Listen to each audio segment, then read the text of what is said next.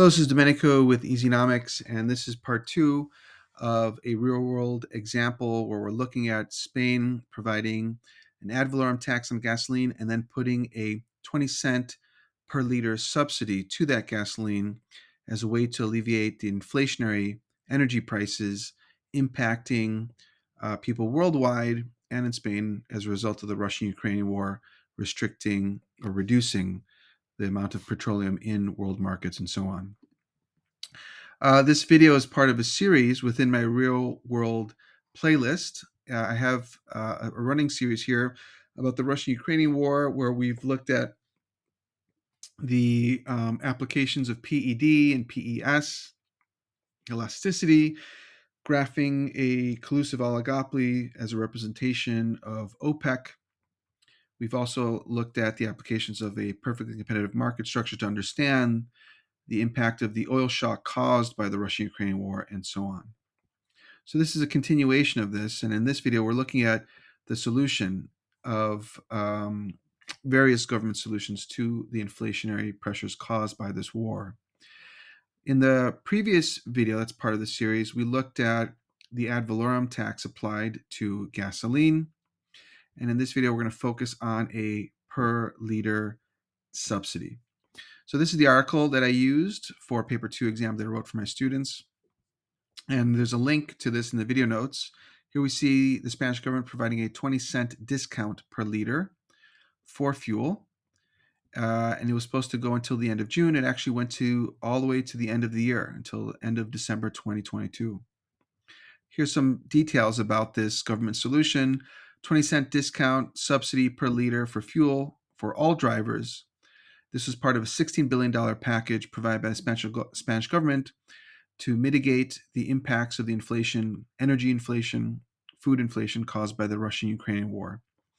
Because of the sudden spike in gasoline prices, there were a series of truck driver protests throughout Spain because the rising gasoline prices ate into their profit margins, and so they were seeking assistance, help from the Spanish central government. So the Spanish government provided this solution of a 20-cent per liter subsidy. It was applied to gasoline, compressed natural gas, liquefied petroleum gas, bioethanol, biodiesel, and so on. Now, keep in mind that there's a little bit of a conflict here, because if you've studied negative externalities, you will know that gasoline, because it produces carbon emissions, contributes to urban pollution, contributes to climate change, is a negative externality. If it's consumed by the household, it's a negative externality of consumption. If it's consumed by a firm that uses gasoline for transportation or some other use, then it's negative production. And so the government is essentially subsidizing a negative externality. But again, they're doing this to alleviate the short-run impacts of the inflation on low-income, middle-income households, or at least that's the goal. Who's paying for this subsidy? The taxpayer. Tax revenue is being used for this. The Spanish government will pay 15 cents of the 20-cent liter, with the remaining 5 cents paid for by petrol stations, but only by petrol stations that generate 750 million euros per year or more. If not, then those petrol stations will not have to bear the 5-cent burden. The full 20 cents will fall on the government. So here is the model in the previous video, which will be linked below in the video notes, where we were graphing an ad valorem tax of 21% to gasoline. And here we can see that the tax has the effect of shifting the supply curve from S1 to S2, and that raises the price paid by consumers. So these are the details of the receipt that I got when I bought gasoline, and it worked out to 1.799 euros per liter, but that's the price paid with the tax. And the price received by the producer was 1.49. And we calculated that by looking at the price before the tax that was listed on my receipt, 27.89, divided by the number of liters that I bought.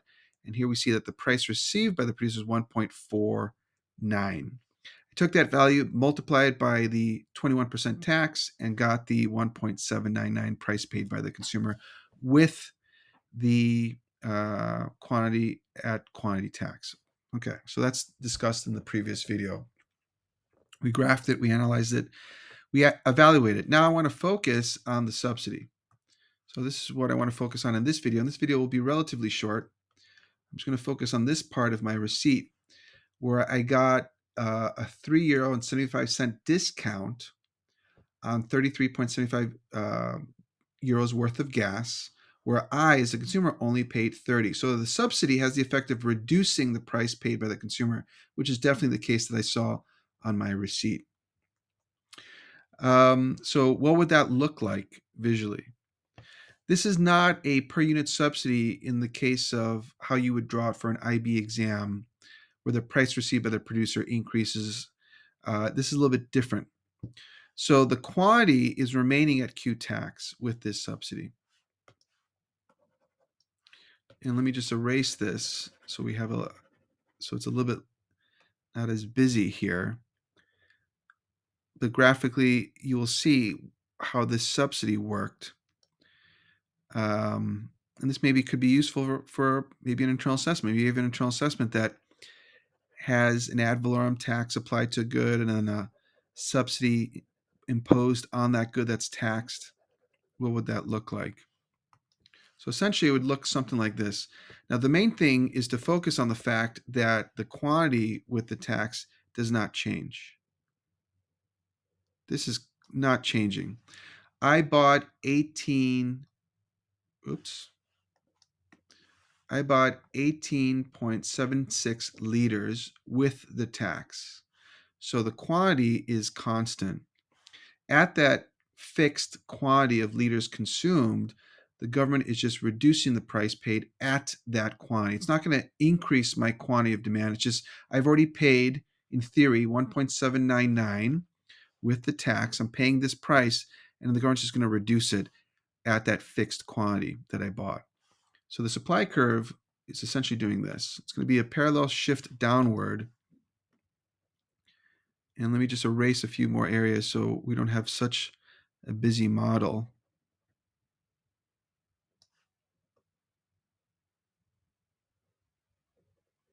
Almost there. Fine. So I want to be attentive, again, to the fact that the quantity is not changing. I'm buying a quantity of gasoline with the tax, which is right here. I'm just bolding that. So that's not changing. I'm not getting an increase in the quantity of demand. All I'm getting is a parallel shift downward of the supply curve. So the supply curve is shifting downward, let's say, to somewhere around here in parallel. Okay, so here I have this parallel shift downward of the supply curve thanks to that subsidy. Okay, so this is becoming S3, which equals S2 minus the subsidy. So I have the 21% ad valorem tax raising the cost, the marginal cost from S1 to S2, S2 being S1 plus the tax, and then the per liter subsidy has the effect of shifting down S2 to S3 to provide a lower price to the consumer. So here we see a new intersection. We had free market intersection of point A. Then the ad valorem tax applied, create a new intersection of point B, being the price paid by the consumer with T for tax. This reduces the price received by the producer, with the tax, which is what we covered in the last video. And then that reduction in the subsidy, that 20-cent reduction, takes the supply curve downward to this point. So I'm going from A to B to essentially make this point D, if you can see that. So that becomes the price now paid by the consumer. All right, so I'm going to label that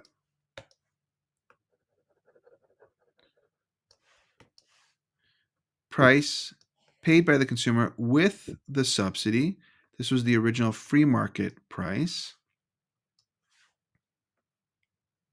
Price paid by the consumer with the subsidy, which is equal to 20 cents reduction. 1.799 becomes 1.599 per liter.